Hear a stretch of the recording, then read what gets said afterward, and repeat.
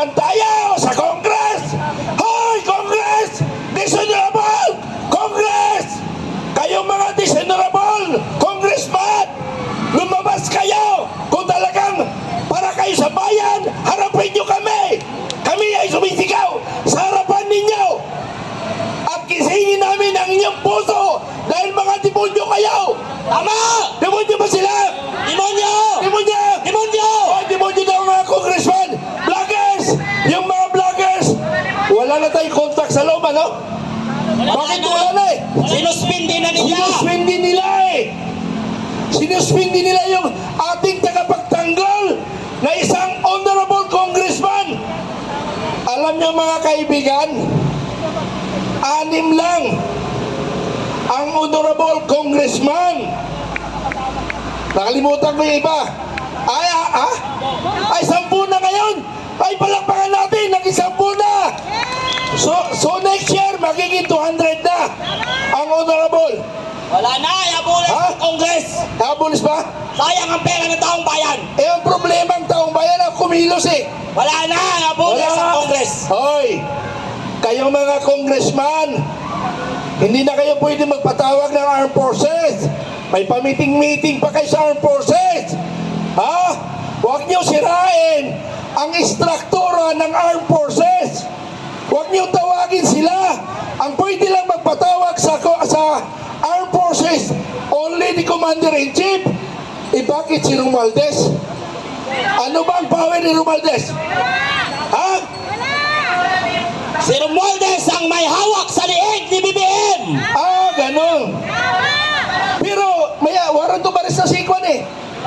Si Romualdez at saka si Maniwala ka doon! Ay, mayroon eh. Mambubudol ang presidente! Oo nga, mamumut. Gago ka, Pangulong Marcos! Gago ka! Bakit? Ginagago mo mga Pilipino eh! Totoo ba? Totoo ba ginagago ng Pangulong Marcos ang taong bayan? Totoo! Dahil, nandito na! Si Atty. Paras at saka si aking may buddy, si Eric, nandito na. Yan ang papalit sa akin mamaya. Okay, nandito na. Lumalakas tayo ngayon. Lumalakas tayo. Pero pakiusap ko lang kung ano ang instruction ng Philippine National Police, sundin natin. Kasi inuutusan sila ng mga mandarambong. Pero ito lang yung panawagan ko sa armed forces at saka sa Philippine National Police. Tayong mga commander, mayroon tayong tinatawag na discretion of the commander. Mayroon tayong decision bilang isang commander na hindi susunod kung unlawful order, illegal order. Makinig kayo, PNP, AFP! Lagi na lang kayo sunod na sunod eh. Sabi nyo sa taong bayan kayo. Ha? Kasi nga, kaya nga gusto ko, pagpasok ko kanina sa Aguinaldo, gusto ko yung protect. Binasa ko yung protect the Filipino people. Protect! And state. Ang problema, nawala na yung protect. Pati people, nawala na rin. Protect the bangag of the president! Protect the...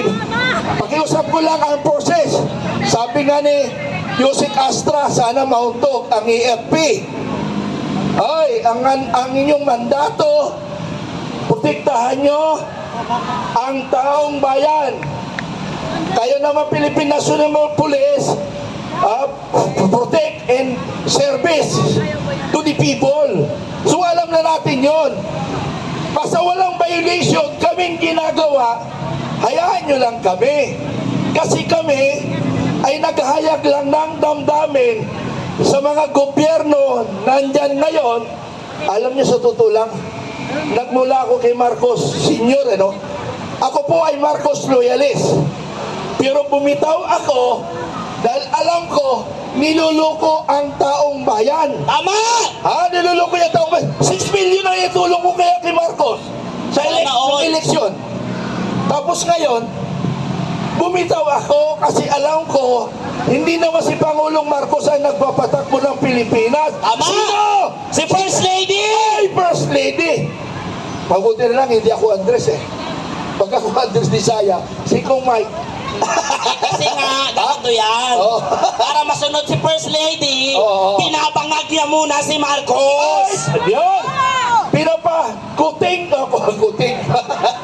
pinakuking niya muna bago niya utusan. Pero may narinig ako yung threesome. Narinig ko lang. Ay, hindi ko alam. Hindi ko alam yun. Innocent ako dyan. Hindi ko alam yung threesome ha. Narinig ko lang. Hindi ko na ituloy. Hindi ko pala alam yun eh. Si Ma'am Astrao, alam niya. Okay. Pero private life nila yun. Ngayon bilang Pangulo, dapat magiging huwaran tayo. Pero baka makalimutan ko, ano? Ang gusto ko talagang panawagan, Congressman! Lumabas kayo! Hoy, Congressman! Hinahamon ko kayo! Hoy! Iparinig niyo yung mga vloggers. Mayroon ba kayong kontak sa loob? Para marinig nila. Wala na si Congressman Kiko eh. Mayroon daw, mayroon. Hoy, Congressman! Mga dishonorable! Mga walang iya kayo! Huwag na ubusin ang kaban ng bayan! Ama! Magtira naman kayo sa 2028, ha? 2028, baka wala ng kaban ng bayan. Magtira kayo. Pag naubos ang pera ng kaban ng bayan by 2028, ang taong bayan ang maniningil sa inyo. Kami ay mamamasyal sa inyong bahay. Alam namin lahat ng bahay ninyo. Kahit nasa purpose pa kayo tumira, kaya namin nilusubin.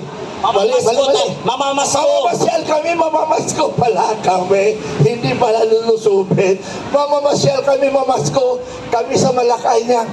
December 25, pwede tayo pumunta ng Malacanang eh. Pwede? Ha? Pwede? Schedule natin 25, ano?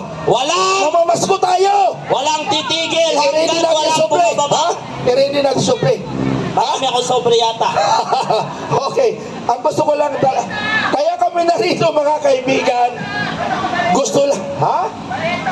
Malita. Ubus na yung malita eh. Sobre na lang natira. Okay.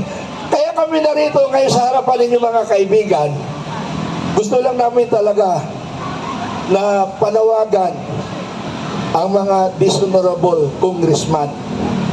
Kasi nga, hindi nagigising ang kanilang puso. Sana by December 25, mga congressman, sana naman maawa kayo sa kaban ng bayan. Huwag niyong lapastanganin o huwag niyong rapin ang kaban ng bayan. Maya naman kayo. Nagtataka nga ako sa congressman. Ikaw, ay muntik na. Ikaw ba, yung congressman, hindi ka ba nagtataka? Hindi ako nagtataka dahil alam ko ang mga congressman ay mga kurakot! Ha? Kurakot ba lahat ng congressman? 10 lang ang matitino dyan! Ay, hindi, baka next year marami na. Isusuko nila yung mga ninakaw nila. Naku po! Oy, congressman! Bago sa susunod na tao, sana magbago ang isip ninyo. Ibalik nyo na yung ninakaw nyong pera kaban-kaban. Noon, ang narinig ko noon, 1,000 lang ang nawawala, ninanakaw. Noong nakarang administrasyon, milyon-milyon lang yung narinig ko na ninanakaw. Ngayong administrasyon, bilyon-bilyon, trilyon pa! Grabe. Mga walang hiyang congressman. Grabe. Dati milyon lang narinig ko, ngayon bilyon. Alam nyo po mga kaibigan, pag nakarinig ka ng corruption na milyon, parang normal na lang yung milyon. Pero pag bilyon, uy, malaki-laki yun ah. Malaki yung bilyon. Tapos, hindi pa sila kontentado sa bilyon ng pesos, trilyon pa. Nako, wala na. Mga walang hiya! Walang iya. Paano na yung magiging presidente by 2028? Wala ng pera. Maghihirap. Wag nang hantayin ng 2028 pa! Okay, huwag nyo na hintayin ang 2020 mga kababayang Pilipino. Sana marinig nyo ang aming panawagan. Dishonorable Congressman, sana marinig ninyo. By 2026, magbago na kayo. Maraming salamat at marami pa magsasalita. At baka ulitin pa sasabihin ko, maraming salamat! Mabuhay ang Pilipino! Mabuhay ang Pilipino! Mabuhay ang Philippine National Police! Mabuhay ang Armed Forces of the Philippines. Maraming salamat.